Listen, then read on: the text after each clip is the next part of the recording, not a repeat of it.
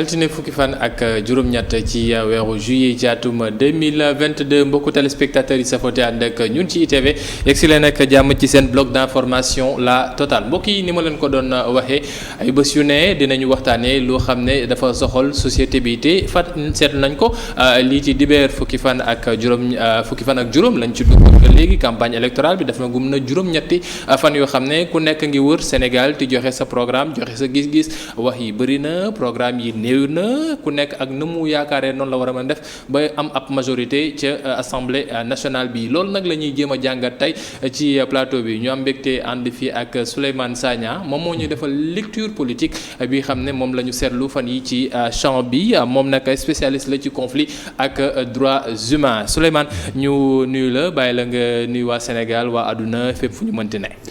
waaw Cheikh maa ngi lay fay di ñaan moom lay nuyoo. jàmm sax ci réew mi. parce que amuñu feneen fu ñu jëm. comme nee nañ gaal la. te ñu ngi ci biir gaal gi. ku ci génne lab la. waaw kon nag loolu lay nuyoo yàlla nañu ci dugg ak jàmm génn ci ak jàmm. allahumma amin Souleymane juróom-ñetti fan bañ ci duggeek léegi média utilisation média public mbirum divergence diw fii la bokk diw fële la bokk diw daa war a xaaj réew mi mbir yi palais la ñu jëm demuñu assemblée nationale soo gisee ni mu tàmbalee nii ñu bëri doon wax ne dafa xawoon géey mais léegi mu mel na en laps de 2-3 jours mu xaw a jax lecture bi lan moo tax mbir yi enchaîné wu en 2-3 jours ci champ politique bi. Je vais dire une chose boo xam ne xëy na dina man bokk ci laa bokk. campagne bi commencé na 3 jours ma koy doog a yëg. c'est vrai que tasante naa affaire julli tabaski ak yooyu. nit ñi seen xel focalisé wu ci loolu. mais dafay wane ni engouement bi nit ñi doon xaar amul.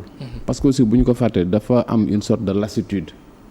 lassitude bi mooy campagne bi commencé wul ci 8 jours yi. commencé na defe naa avant mois de mars ak li fi xewoon. léegi nit ñi dañuy dem ba dañuy tàyyi ci discours bi te discours bi changé wul déggoo fi combat d'idées ay xastante la ay invective te nit ñi dañoo sonn ci xastante ak ay invective bërki démb damay dem Auchan bu Thiès parce que comme Sébikotane laa dëkk Thiès moo ma gën a jege maa ngi gis cortège yu PDS di jàll maa ngi gis jeunes yi di nekk ci parcours sportif bi kenn yëgewul sa morom ma xool ma ni xoolal contraste bi bu njëkk campagne su amee doo gis pick-up bu feesul ñoom seeni pick-up dafa vide maa ngi gis jeunes yi di vaquer à leurs occupations et à leur passion muy le sport ma ni voilà ceux qui vont déterminer les choses et voilà ceux qui pensent que lii ñuy def nii c'est utile est-ce que finalement l'utilité des campagnes sax jar na ko parce que man soxlaatuma dem di déglu ju leader di wax su ma toogee sama kër su ma activer sama téléphone lu waay wax xam naa ko donc finalement da ngay gis hiatus boobu nga xam ni campagne électorale ni ko nit ñi doon defee événement mu nekk aussi événement boo xam ne da ngay génn di kaf di ree léegi dafa nekk événement boo xam ne da ngay muslu maanaam say doom da nga leen di jéem a téye boo ko mënee parce que ragal nga bal perdu wala oto bu saaraan sa kaw donc élection yi ak peut-être yi fi jiitu vraiment géey na ba jaaxal ma c'est comme si c'est pas un rendez-vous entre les élus et le peuple mais si su fekkee ne rendez-vous bi dafa mel ne lu faussé c'est quoi le problème discours bi moom moo fi nekkul discours bi moom moo lassant ou bien méthodologie bi xam ne moom lañ koy defee moom la ñu war a peut-être revoir du discours bi wala booy wax discours bi mooy direction bi mu jël léegi élection jëlatuñu ko comme contestation opposition de doctrine wala de vision politique mais dañ koo jël comme ay duel personnel duel de personnes actuellement tey on parle tellement que doo dégg loolu Sonko Macky même les autres nga xam ne sax ay ténor lañu amoon fi importance déggatoo leen PDS ba léegi mi ngi ak Vivien xëy na tollu fa mu tolloon déggoo leen plus maintenant les coalitions xëy na boo jëlee PS ma nga Benno Bokk Yaakaar mais kan ngay gis mooy leader yi nga xam dañ leen a sanctionné ñu am aussi un combat personnel à mener tey jii boo nee PS da ngay xalaat ki nga xam ne peut-être moom mooy les enfants bannis de PS muy Khalifa Sall ak Barthélémy Diaz boo leen jëlee foo leen dugal bloc bële man par exemple am na d'autres personnalités politiques yoo xam ne ils ont un discours cohérent yoo xam ne c'est intéressant mais dégguma leen xam nga je pense à d'autres qui ont une bonne connaissance ou bien une bonne lecture de la gestion du Sénégal parce que am nañ expérience su le Sénégal dans l'Afrique et le Sénégal dans le monde mais tey amul benn défi boo xam ne boog dinaa dégg gars yi appesanté dégguma par exemple défi boo xam ne dañuy nit day ñëw proposer ne lii laa gis ni moom mooy ce qui va créer l'emploi lii laa gis ni mooy ce qui va créer une cohésion sociale lii laa gis ni mooy renforcer le sentiment national non li fi am mooy renforcer le sentiment partisan te partisanisme dafa am fu mu yem mooy période électorale su jeexee les gens vaquent aux occupations vaquent au travail celui qui a été élu exécuté mandat bi mu promettroon ki nga xam ni éliruñu ko soit mu xool la nga xam ni jubu ci mu ci sukkandiku di critiquer ki ci des tenir compte ci critique yi ko kooku di wax mais tey leneen la ñu gis tey dañoo gis une sorte de claque comme on dit la claque mooy lan bu njëkk boo doon génne sa pièce théâtrale soo dee def grande première bi day am ñoo xam da nga leen di recruter fay leen ñu nekk ci audience bi di tàccu ak kii ci yenn échange yi pour nit ñi approuver par exemple la pièce que tu viens de publier tey loolu lañ fi gis waaw mu nekk ay analyse yoo xam ne kii ci Souleymane Sagna moom moo ñu ko defal nekk spécialiste ci lépp lu jëm ci conflit ak droits humains mu ñuy defal lecture politique bi xam ne moom la ñu mën a amagum ci lii ci campagne électorale bi juróom-ñetti fan ba mu tàmbaleek léegi ndax discours bi ni ñu koy defee baax na ñii xam ne dañoo génnee ay contrat de législature ne moom la ñuy joxe est-ce que c'est le bon canal bi xam ne moom la ñu war a mën a jëfandikoo discours bi xam ne entre président Macky Sall ak kii ci Ousmane Sonko ko njiital Pastef moom lañ ko bëgg canaliser est-ce que c'est le moment est-ce que mbir yi nekkul lu ñu bëgg def ab présidentielle anticipée est-ce que à la limite lii ci hémicycle bi du ñu fàttali njëriñam loolu yëpp ay poñ la yoo xam ne incha allah nañ ci jéem a yëy yàbbi ci ñaareelu pàcc seen bloc d'information la totale ma fàttali ñoo ngi am mbégte daal ci plateau bi kii di Souleymane Sagna mbokk yi léegi tuuti publicité laataa ñu egg si ci xibaaru marax andi ci ak Serigne Modou Mbacké Niang dellu soit ci kanam incha allah.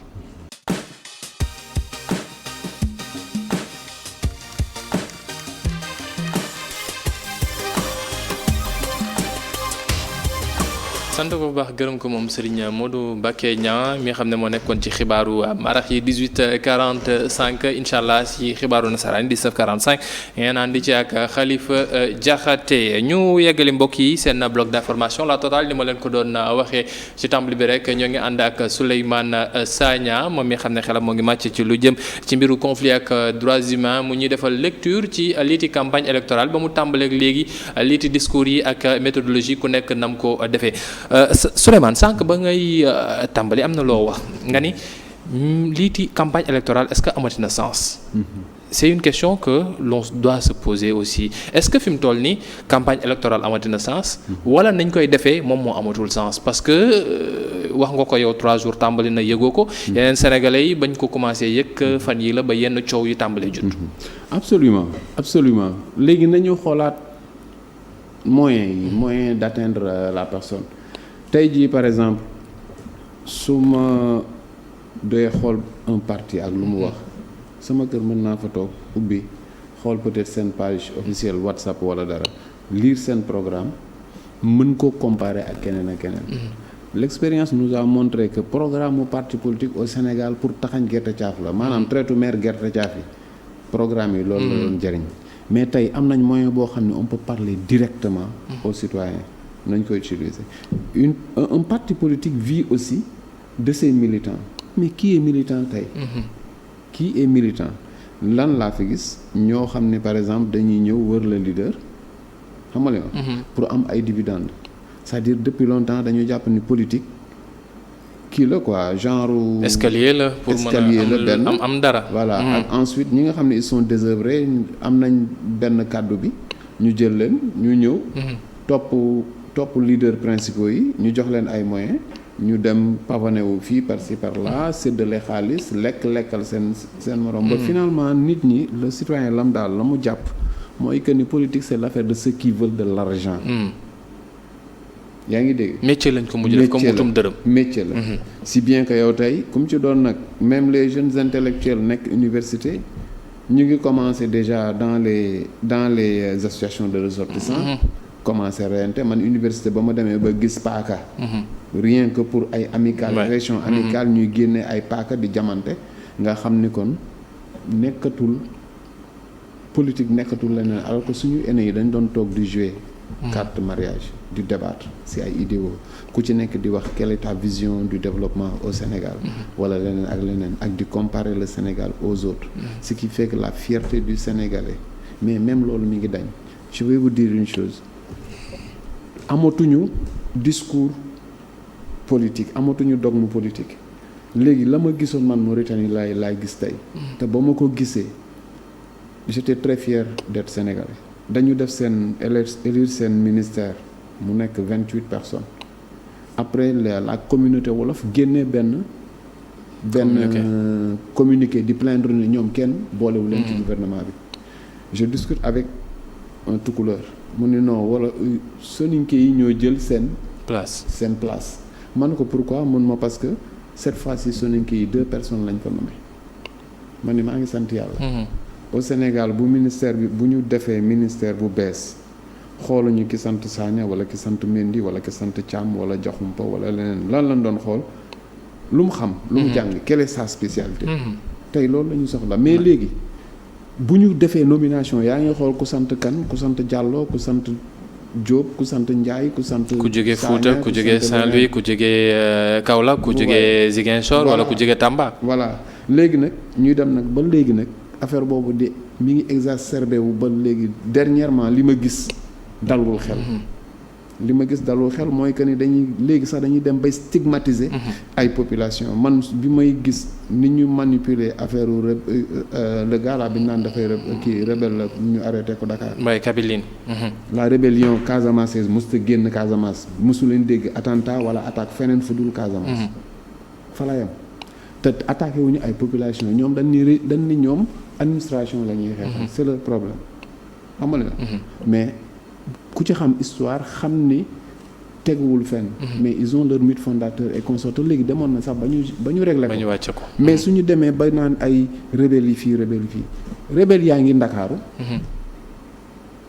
man gis naa ay rebelle yoo xam ne ils sont là casés dans le cadre de l'intégration vers Sangalkam ñu dëkk Sangalkam xam ne ñoo ngi fii biir Ndakaaru ñu dëkk leen ci ca ISRA ba xaw ma ñu logé woon leen fa joxoon leen sax ay équipement lépp dans le cadre de la réintégration maanaam ci waxtaan gi xam ne amoon na ci jamonoy Diouf ak jamonoy Wade mais dernièrement ni ñuy waxee c'est comme pour dire que ku dëkk Casamance rebelle ci loolu laay dem parce que discours politique itam dafa am solo surtout ci jamonoy élection législative parce que loolu dinañ ci yegsi ci kanam entre législative bi ak présidentielle bi nit yi bëgg def amalgame li jëm ci discours politique bi par rapport ak législative yi ñu yegg dafa mel ne fi mu toll nii nekkatul idéologie nekkatul programme nekkatul ambition mais personne la ak race est-ce que c'est la bonne chose est-ce que c'est quelque chose de judicieux ñuy jouer ci mbir yooyu personne race ak région.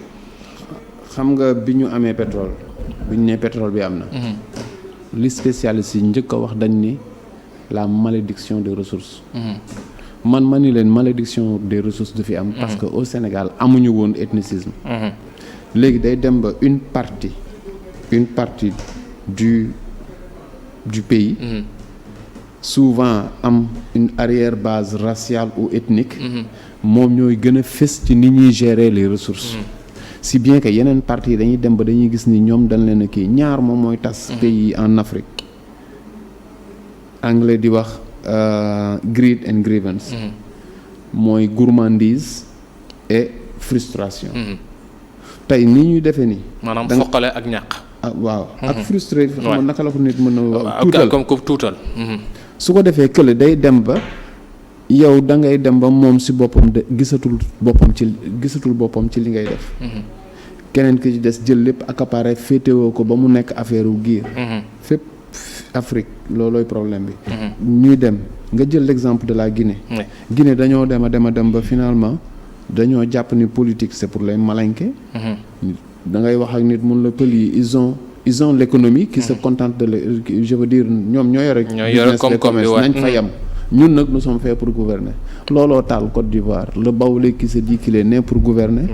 Les BT et consorts yi nga xam ne ñoom dañoo jàppoon ne ñoom moom suuf yi bàyyi ko ak les descendants des gens de la haute volta tey conflit bi ñu demee ba xaalis amatul rayante bi tàmbali tey enjeu yi nekkatul feneen fu dul lan li ñu fi jot a am suñu ressources lu tuuti li ñu am ci li ñuy xaar ci ressources fan lañ mën a dem est-ce que duñ jël l'exemple de Tchad nga xam ne bi ñu demee ba ni am nañ ay ressources nga gis Idriss Déby ñëw daan ni damay jël tel montant def ko pour les générations futures tey est-ce que pétrole bi génération future am na ci tey on parle de changement climatique lan mooy suñu réponse au leader c'est pas que gouvernement Sénégal kese moo war a dem par exemple au niveau des COP 21 22 nos leaders politiques nos contrées nos communautés yan arme lan leen war a jox pour ñu développer seen résilience pour xeex li ñu naan changement climatique tey Covid experts yëpp nee na la léegi nañu xaar tous les 10 ans Covid dina ñëw nañu tirer suñuy leçon Covid yi passé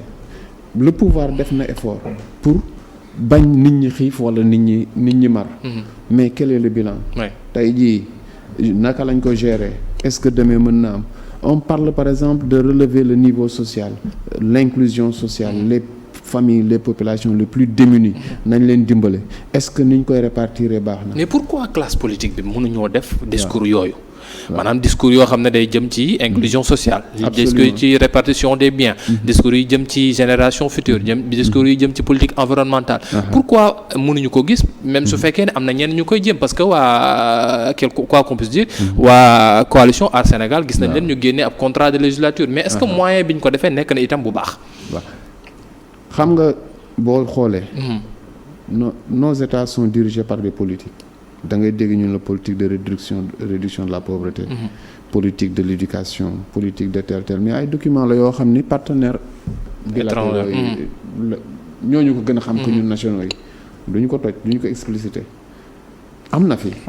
ñoom ñii am nañ kii de te dañ koy wax par exemple le parti je veux dire le pouvoir le gouvernement mi ngi ak politique sociale mi ngi ak ay bourses sociaux et consorts mais sur quelle base da ngay gis kër goo xam ne dañ ko karale suuf ba ci kaw nga gis ay 10 bourses sociales di fa génn xiifu ñu maruñu au même moment nga gis maire bi jaay caaf ci koñ bi mënta am loolu am ci bourse yi la même chose moom mooy am ci aide à la résilience face au Covid bi fi amoon ak des choses comme ça yoo xam ne tey c'est terre à terre c'est-à-dire c'est des choses yoo xam ne tey jii législature man boog la ma ca xamoon bi may xale di seetaan télé di dégg suñu député yi di wax seeni réalité locale lañ fay dund nga dégg tey ñun la tel maraîcher asséché gars yi di xeex ñëw ne dañ fa def forage nga dégg ñu ni jur gi ñu ngi dee nañu def lii amatul.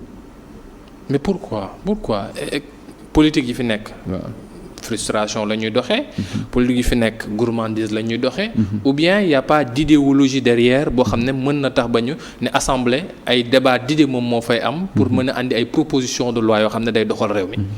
assemblée boo xam ni tey bu fekkee ni kii muy wax c'est une voix kii wax une voix discordante la yor te su waxee ñu si des yuuxoo ko wala ñu génn assemblée ba. assemblée boobu lu baax du fa génn. kon élite bi daa gedd assemblée. élite bi. dañoo gedd député moo amatul caaj. député amatul caaj. kon amatuñu caaju Iba Der Thiam. Iba Der Thiam ak. amatuñu ñeneen ñi fi caaju nekkoon ñoo ñeneen ñi xam ne xam da ne ngay ñoo xaar ñuy intervenir amatul. député la qu'est-ce qui représente du suñuy député la ñuy dégg ci ay malversation guddeeg bëccëg. xam nga suñuy député suñuy maire la ñuy dégg ci ay malversation foncière. c'est que éthique waxuma vertu de. éthique bi ñuy xaar ci suñuy représentant moom la ñu gisatul su ko defee nag dañ leen di weddi xam nga Sénégal am na moo boobu weddi. nit ki bu la weddee mooy dalaa gedd. tey jii yow lan la ñëwal wax ba doyal ñun la waaw léegi électeur lan la yor cravache. c'est-à-dire naa la sanctionné. comme nag yow da ngay sanctionné pour sanctionné dañuy gën folli que au lieu ñuy fal. dañuy folli faluñu dañuy folli. léegi nag loolu moom moo war a dañ.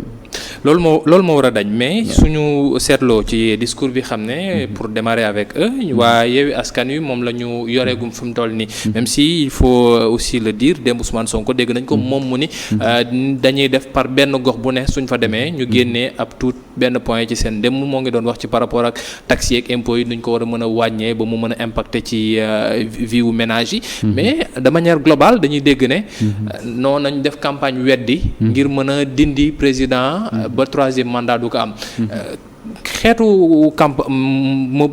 discours boobee est-ce que du andi amalgame entre li xam ne moom mooy taxawaayu député ak itam li xam ne moom mooy taxawaayu exécutif bi. Y a ça. Mais c'est le jeu bi mooy tu as vu France. Macron bi mu jàllee li kuy wax ba mu xamee ni du dem deuxième tour dafa ne fal leen ma pour ma mën a contrecarrer. Mélenchon. Je veux dire au niveau de l'Assemblée. Et c'est le jeu démocratique mooy lan check and balance bi ngay dégg c'est-à-dire l'équilibre et le contrôle. Tey jii la pratique gouvernementale le contrôle revient à l'Assemblée nationale. xam nga tey jii bu fekkee ni par exemple assemblée gis na ni benn problématique au Sénégal c'est hyper sérieux ñu ni dañ koy accorder benn kii bu ndaw ñoom ñoo mën a plaider par exemple pour ñu joxe assez de budget. xam nga loolu lañ dëgg def xam nga mais su fekkee ne duñu def loolu ban erreur la ñuy def li ñu defoon ci référendum ba la ñuy def. dama koy wax ma ne saa neex référendum boobu. man moo ma gën a convaincre li ñu doon wax. Élection c'est pas un pôle c'est pas je veux dire un institut de sondage. Élection. du pour def sondage soo ko jëlee pour sondage kese da ngay réer. maanaam bon ñi jàpp ne élection législative mën nañ ko jël comme ballon de sonde pour xam présidentielle yi nu muy demee dañuy juum. carrément. parce que xam nga lu tax. mais ñu bëri loolu la ñuy yaakaar parce que on s'est dit que après local yi vu que Yewwi amoon na ay ndam ci yenn gox yi. bon législative yi ñoom sax loolu la ñuy wax ne ni législative yi bon dañu war ñëw jaaraat fi ñu jaaroon rek. en politique 1+1 n'est pas nécessairement 2. Politique mën nga dem ba ci biir benn événement contrecarrer calcul yi nit ñi amoon yëpp c'est-à-dire yow benn exemple rek lay joxe souvent nag je fais référence à l'histoire politique. Lionel Jospin dafa dem bañ ni moom la ñuy fal. devant Chirac. France ouais. Chirac yore discours de droite. Jospin yore discours de gauche. benn événement moo changé la donne muy benn jeune migrant moo agressé moo rey benn personne âgée. comme nag waa droite ñoo yore discours sécuritaire finalement toute l'élection a basculé. Le vote émotionnel dafa am te dafa am Sénégal. te Sénégal dañ cee aay moom. Sénégal buñ la singlé ñu sot. xam nga li wax te boo xoolee même alternative bi mujj loolu ngay dégg. noonu la ñuy dégg. waaw yaa ngi dégg donc tey jii pour def ay projection da ngay toog di waxtaan ak nit ñu naan la élection yi ni mu tëddee nii gisuñu fenn foo xam ne opposition du am majorité. mais comparaison pour comparaison même si c'est pas raison. ñëpp yaakaaroon na ni Mélenchon mooy dem deuxième tour. présidentiel. mais demewul noonu fii tamit noonu lay demee xam nga nañu def ndànk te ensuite ñu xam ni jeu bi day dem di jaxasoo au fur et à mesure gis nga l'instant médiatique ak l'instant politique ànduñu média rapidement la tey la nit ñi dund ko kii ko fàtte ko suba. mais looy gis parfois day am instant médiatique boo xam ne bu kiiwee rancœur ya fa nit ñi dajale à la prochaine rencontre politique xam nga wax nit ñi réglé ko mars en grande partie ñi dem Yewwi ci répression aveugle kii élection yi dem nii répression mois de mars la fàtte nañ répression mois de mars tey jii yeneen discours moo am mooy lan discours dénigrement saaga ay nit wax te li ma ci gën a metti mooy que ni ñi nga xam ni waxuma modéré mais ñi nga xam ni ils ont la voix de la raison ñuy woote ne nañu def ndànk ci léegi ñooñu la ñuy saaga surtout kilifa diine yi. Voilà. chose à condamner mais Benno aussi. ñiiti waa Benno Bokk Yaakaar. ñoom tamit dafa mel ne dañoo jël. seen législature bi. seen programme ñu adossé ko ci réalisation président. plan Sénégal émergent lii lañ fi def lii la fi président def lii la fi def est-ce que du itam loo xam ne mën na jaxase sénégalais bi parce que le président de la République. président exécutif bi la. président assemblée nationale moom tamit yore législative bi mu nekk ay deux pouvoirs yoo xam ne dañoo séparé bii war a def contrôle est-ce que mënul jouer en leur défaveur su fekkee dañu bëgg def ci idée sénégalais yi ne président mooy ki yore assemblée te président assemblée war ko contrôler. loolu député yi ñoo créé. da ngay toog député bi ne la man je n'obéis pas à mon électorat j'obéis à mon président. kooku bu ko waxee kon lu président def baax na yow yaa waroon juger président nga ni ko loo def yar xam kàlla jeex na léegi nag ñële lan la ñuy gis par exemple dañuy gis ni kon loolu suñ ñu falee dina fi dakk mais juillet 2003 lan nga fi mën a empêcher kii mu def lan nga fi mën a empêcher le pouvoir def ko d'autant que mën naa ni des 2/3 du mandat c'est fini. Présidentiel c'est fini. Actuellement ay phase d'exécution kese la yor. yoo décision yoo xam ne signé nañu ko entériné nañ ko exécuté kese moo toll ni jëf a des. waaw diggante fii ak non jëf bi sax tàmbali non inauguré moo rek. BRT xar inauguration. gëm naa ne ku fi mënti ñëwit BRT day continuer maanaam day yegg. day yeggale amatul foo mën a bloquer lenn. parce que tey mandat bi tey jii seen réalisation yi ñuy wax def nañ ko mais il faut être très prudent avec les réalisations. fii duñ fa réaliser ba réaliser lu fi Wade réaliser wul. ak la fa nekkoon et tout ça Wade boo ko yeewoon xaaju guddi ne ko sa li nga fi def sa réalisation dana tax doo fi jóge mun la waxoo dëgg. donc ñun bu ñuy changer les choses du ay réalisation et puis fii loo réaliser mi ngi sa gannaaw. xam nga du ñu ko voter ndax il a réalisé. c'est tout à fait normal il a été élu pour ça def na ko. liggéeyam la. waaw mais li ci des lan la kàddu gor yi fi war a am ak goree ci li nga digaale ak askan bi. est-ce que ñu ngi ci est-ce que dinañ ko def. loolu la ñuy xaaree député. loolu mooy poñ yi xam ne moom la ñuy xaaree député nit ñi dañuy wax ne dañu am benn appellation député du peuple. mais est-ce que réellement on a des députés du peuple quand on sait que député bi peuple bi choisir ko. mais parti bi coalition bi wala président wala keneen moom mooy toog. ne non député bi en fonction de man jege na ma neex na ma wala am na nu mu taxawee. ma jël ko tabb ko est-ce qu'on doit pas revoir soit. la forme dans la nomination des députés ou bien le choix des députés au niveau des localités maanaam ñu jëkk koo tànn ca biir gox ba laataa moo dem ci liste bi ti demaat ab beneen concours. waaw xam nga dafa am deux choses bu gars yi dee préparer campagne ku ci nekk sa état-major da ngay seet maanaam bu ñu ne course la ku ne ci sa biir ku ci ne sa écurie da ngay xool fas ba nga yaakaar ni moo dàq daw nga teg ko ci kanam.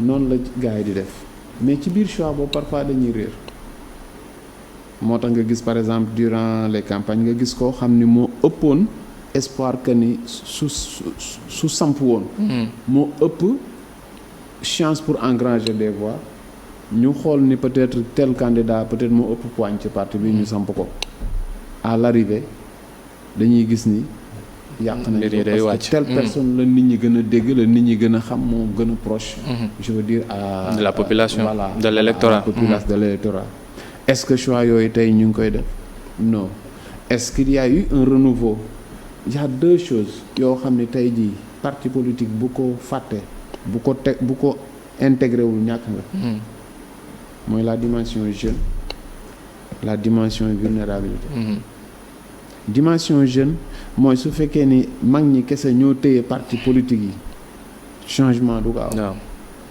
parce que du Sénégal kese mais un peu partout jeunes yi léegi mënoo leen a bañ a compter dans la politique au Sénégal waxuma jeunesse dans les partis politiques nga xam ni on est jeune jusqu'à 40 ans ñu gis par exemple le jeune du PDS Aliou Sow bi mu fi nekkee nga gis le jeune du PS Wilane et comme ça mu leer na ni ñi ay pas jeunes lañ mais ay jeunes la ñuy wax yoo xam ne ils vivent la réalité de l'emploi la réalité des réseaux sociaux nga tàggat leen dugal leen bu ngeen xoolee campagne électorale française ay jeunes. ay jeunes rek ko yore.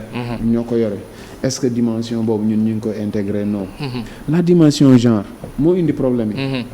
Parfois dans leur calcul politique dañuy dem ba bañ a sacrifier c'est-à-dire sacrifier liste bi au lieu que ñu respecter les règles du jeu. Après nag ñu bëgg ñu indil ngan di problème fekk na peut-être à la base foofu la demee. Parce que plus tard ngay dégg ñu ne attends gars yi kat ndekete bi ñuy composer seeni liste ñoom ñoo jëfoon ci gis ni bon li ko indi mooy kële ay candidats il fallait que ñu jàll ba finalement au détriment de la parité. Xam nga calcul xam nga mercantile laa koy wax xaw ma naka laa koy waxee moo nar a yàq par exemple politique au Sénégal. Ce qui veut dire que ni ce qui me ramène à dire que ni gëmatuma ni dans notre contexte actuel politique mooy dafa réew mi c'est l'initiative privée c'est l'initiative personnelle mais politique defaratu réew mi. ni ñu ko gisee peut-être ci yenn gox yi gis nañu initiative yenn yi xam ne day am ci biir réew mi comme Touba ci kanam ne pour les cités. ñoom ñoo nekk di defar seen gox peut-être initiative yu mel noonu. suñ ko defee ni ñu koy développement mën na am. ci ni mu gënee Souleymane en 30 secondes rek. une cohabitation est plausible au Sénégal est-ce que nekk na loo xam ne Sénégal pare na pour cohabitation au cas où on en arriverait là. C'est bien possible et nous sommes capables de le faire. Je te dis pour deux raisons li ma la njëkk a wax mooy que ni fii yu bari ñu fi nar a xëccoo c'est presque passé. Donc lu ñu fi xëccoo amu fi. Leneen li ci des mooy peut-être guddal jël la wala régler des problèmes yoo xam ne c'est purement politique moom mooy mën a tax peut-être ñu am problème te du yàgg.